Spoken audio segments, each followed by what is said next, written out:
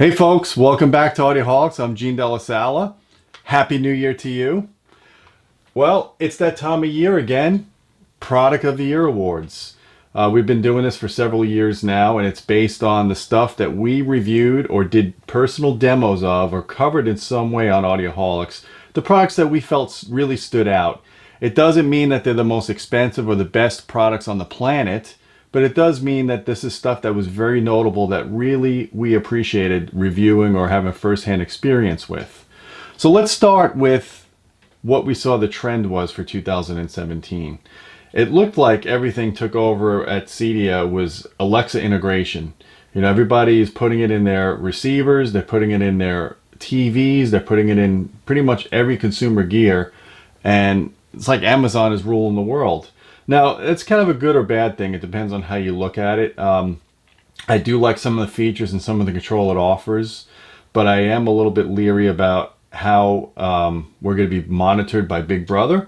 So with that said, you can turn these features off if they bother you, and I'd like to hear your thoughts about it in the comments below after this video. But anyway, let's go over some of the categories that we covered. I'm going to start with AV processors. Now, there's a lot of great processors on the market, you know, ranging from a couple of thousand all the way to 20 or 30,000. And one of them that really kind of stood out to me, and I wasn't expecting this, to be honest with you, I just sold my Denon AVP and POA amplifier. I really miss those two products. Nothing today is built like that, in my opinion. But that was yesterday. You know, that was pre-Atmos, that was pre-streaming, pre a lot of stuff, and they weren't supporting those products. So I started looking at what's on the market that's affordable, and there's some great options from Marantz. There's Onkyo, Integra, Anthem. In fact, we covered the AVM 60 last year. We really liked it. But I asked Yamaha to send me their CXA 5100, thinking, you know, it'd just be kind of a cool product to check out and try to do Atmos and do some of their DSP stuff. Let me tell you, for 2,500 bucks, I'm pretty freaking floored at what they give you. This processor is based on their 3070 receiver, but it takes it up a notch. The preamp outputs on it are strong. You know, it could drive pretty much any amplifier into full clipping without distortion. I mean, it's just very low noise floor, very low distortion on the analog outputs on this preamp. Much better than anything you get in their receivers. So some people are like, why not just get a 3070 instead of a CXA 5100? Well, I'll tell you there's two reasons. Number one is you get balanced outputs. You get double the voltage drive out of the preamp outputs. And number two, there's just there's better build quality parts in there. You got a toroidal transformer, and you got everything just kind of concentrated, all the circuitry kind of concentrated on the preamp without wasting the space for the power amp. So the 5100, basically we've covered the 5000 a few years ago. This is just a rehash or an update to the 5000. It gives you the Atmos DTS-X immersive surround. It gives you Yamaha MusicCast, which is very easy to set up. It's a music management system, so you could stream music off your hard drive, or you know, you could do wireless, you could do Bluetooth. It manages all your music. I like it. I like that, and I like the Denon Hios. They're both very good competitors to each other, and either one you'd be happy with. But I also like the fact that Yamaha's finally integrated PEQ functionality down to about 15 hertz. So now you could go in and manual EQ all of your channels, or even just one specific channel, specifically your subwoofer channel, and you could go and adjust PEQ down to 15 hertz. Historically, Yamaha didn't allow you to go below 60 hertz for YPOW and about 31 hertz for manual EQ. Well, they finally allow this. I love the fact that they have the receiver editor app. You basically put in your IP address / setup, and you can go in and you can tweak every setting on this processor you want. You can save the configuration file, so if you mess stuff up, you can go back to an earlier state. I love that, because I've been screwing around so much, changing all the little settings, and like, how did I get to this now? How do I get back to where I was, where I preferred? Well, save that configuration file. Very powerful tool for 2,500 bucks. It's well worth it. It gives you 11 channels of processing, 4 zones of audio. It's really a no-brainer, guys. I love the product. You should check that one out. So what about receivers? Well, last year we were kind of down on receivers because they feel like they were giving us cheaper and cheaper power supplies to throw more features in. Well, Marantz said, you know what? We're going to pay tribute to the older days, the golden age of AV receivers when there were some meaty power supplies. And we actually have the SR7012 in for review now, and we like that very much for what it is. You know, it's not going to give you the power that you would necessarily get out of a separate power amplifier, but the processing and decoding is top-notch. Bass management is great. The SR8012 takes it up a notch. They put a much bigger power supply in it, a big toroidal, more power supply capacitance, bigger heat sinks. So this is a very meaty receiver. This is kind of like, almost like the flagships were about 10 years ago, but at a reasonable price. It's only $3,000. So as far as $3,000 receivers go, I would say that this is the king of the hill right now. We will be taking a further look at it in 2018, but we like what we saw at the trade show at CEDIA, and we just like the fact that they have such good build quality and the Marantz / Denon heritage that we so love for so many years. So what about Blu-ray players? Well, we just reviewed the Oppo UDP 203 and 205. You can check out our YouTube video and written review. They are superb players in every category of performance. I think the 203 personally is the way to go for 95 to 99% of installs. The analog audio on it is almost as good as the UDP 205. It's less than half the price of the 205. It does everything you want it to do except for streaming apps. It doesn't have apps built into it. And for that, I would tell you, get a Fire Stick TV or an Apple TV and just do it in that. It has an HDMI input. You can plug it directly in there and you're good to go.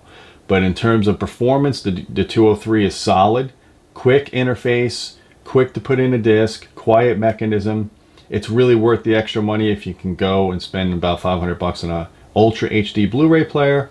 The 203 from Oppo is something we recommend. So let's go to the next category, bookshelf speakers. We've got two in this category actually. We've got the HSU CCB8. It's a coaxial bookshelf, retails for $6.99 a pair. Has an 8-inch woofer and then a tweeter inside the center of the cone of the driver itself. And these are some serious speakers for the money, my friends. They image incredibly well. They disappear in the room. They're great as a near-field monitor. They got a good amount of bass and good sensitivity because of the 8-inch driver. And it's very hard to find a speaker at $700 a pair that could do so many things well that this speaker does. So we definitely recommend checking that out from HSU. And now if you want to take it up a notch, we looked at the Legacy Audio Caliber speaker. It's a bookshelf speaker with floor standing sound because it has so much bass. It's got the passive drivers, the 8-inch dual loaded mass drivers. It has a 7.5-inch mid woofer and it's got that 4-inch AMT.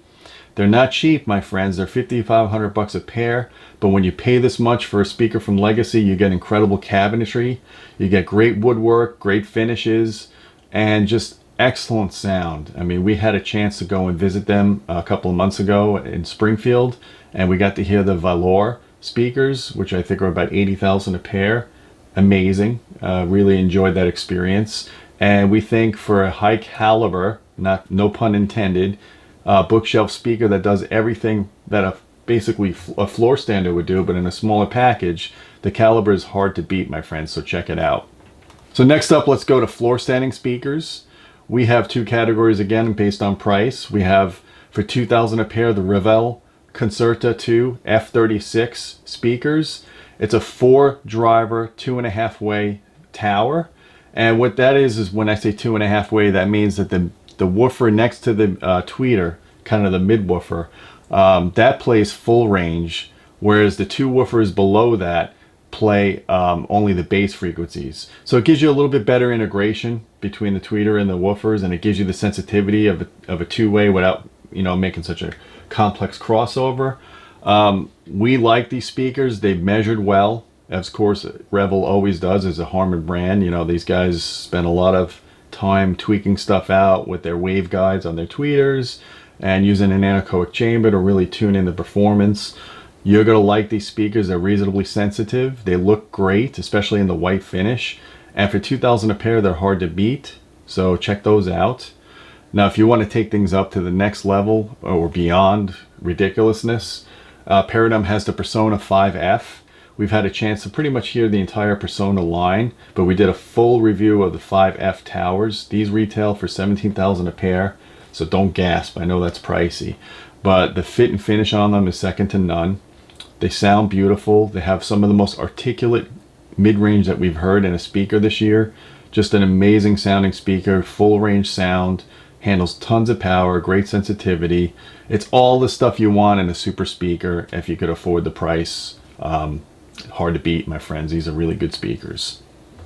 So we looked at a lot of subwoofers this year, but one that really stood out to us was from Outlaw Audio, the Ultra X13. It's one of the first THX Ultra 2 certified subs that does it in a single box. Very compatible with our extreme bassaholic rating. THX must have been paying very close attention to us for the last few years and how we did bassaholics ratings, because they upped their spec and their room size ratings are very similar to how we calculate them based on the output and CEA 2010 data. But that being said, this subwoofer does so many things so well. It's got great performance, and the best thing about it is, considering its size and the amount of performance you get, it won't cause a war between spouses. And that to my opinion is invaluable, because a lot of these, there are subs that cost less, that are bigger, that have similar or sometimes more output, but they're huge and they're not always aesthetically pleasing. So there's something to be said about compact form factor with engineering excellence, and that's what we could say about the Ultra X13 from Outlaw. It's $1,500 for the sub. It's well worth it in our opinion. Check it out if you're a bass head, and if you can, get two of them, because two is always better than one when it comes to subwoofers. So let's go to soundbars. We aren't huge proponents of soundbars, but we recognize the market shifts that way, and people are looking for soundbars that don't want to put discrete speakers all around the house. Polk really blew us away with the Magnify Mini last year for $300. You got their little soundbar and a sub. Incredible performance for that price, much better than the speakers you get in the TV. But then they dropped the gauntlet this year. Now they have the Magnify Max SR. It's a bigger soundbar, so bigger sound, more speakers in it. Not only does it have the bigger soundbar, but it comes with two wireless speakers and a wireless sub, and the whole thing is $600. And I think that's shipped, because if you go on their website and buy it, I don't think they charge you for shipping. So for $600, it's very hard to assemble a discrete 5.1 system that does everything, and then also have this form factor and be wireless. It's really a brainer, my friends. If you're putting this in a bedroom or in a condo, or in a small living room, and you want a high wife acceptance or spouse acceptance factor, this Polk Magnify SR Max is going to give it to you, and it's going to be under $1,000. So it's budget friendly as well. Check it out if you're looking for a soundbar. Now for projectors, we actually were between two projectors we reviewed, the Epson 6040 UB and the JVC DLA X570R. They're both E-Shift technology, so they're 4K, not native 4K, but they up it to 4K. They're both great projectors. We particularly liked the steeper blacks and the dual HDMI outputs that the JVC offered. We thought for $4,000 it was an incredible picture. The only downside I say is it didn't have an automatic lens cover, which kind of irked me, because all the Epsons that we've had in the past have had lens covers, and I don't see that feature on a lot of these JVC projectors. Hopefully they will add that in a year or two, who knows. But that being said, if you're just concerned about 4K picture quality, great black levels, easy calibration, it's hard to beat the DLA X570R projector from JVC. And my friends, I think that's about all the products that we are going to cover in the Product of the Year Awards this year. And let us know what you want us to cover in 2018. I'm particularly going to be looking at preamp processors that go beyond 11.2 channels. I know the Emotiva RMC1 will soon be released. Marantz is going to have a new pre-pro. Yamaha's going to be down the pipe. Storm Audio is going to be doing some upgrades to their current pre-pro. So it's going to be an exciting 2018 if you're going beyond 7.1 or 11.1, or you just want to put speakers all around the house and go nuts. This is going to be the year to do it. Because as you know, I've been upgrading my system here to 7.1.4. Might go to 7.1.6 depending on what's coming out. Let us know what other products you want us to cover. I'm going to be looking for whatever integration technologies that are new down the pipe that we could be giving exclusives on. And guys, until next time, keep listening, Happy New Year, and stay tuned for a special guest appearance that we have after the video. Hello fellow Audioholics, Hugo Rivera here, hoping that everybody had a wonderful Christmas along with their families. And I also wanted to go ahead and thank everybody for their support, for visiting our site, checking out our YouTube, checking out our Facebook. Our social media is really thriving, and we really and truly wanted to go ahead and make sure that we expressed our appreciation to you all for that. I also wanted to thank everybody that has gone and contacted me to ask me where I'm at and if I got lost or anything. But in reality, what has been happening is that I've been working super hard to market the site and make sure that we're getting that kind of sponsorship that we need in order to be able to continue our efforts and continue to get the awesome writers that we need, that get all the great free content that we have to offer you, so you can go ahead and make some very wise purchase decisions when it comes time to buy some audio gear. And in addition to that, of course, I've been also working on my best-selling books, which takes a whole bunch of my time as well. So I really and truly, it's like I have two jobs, all right?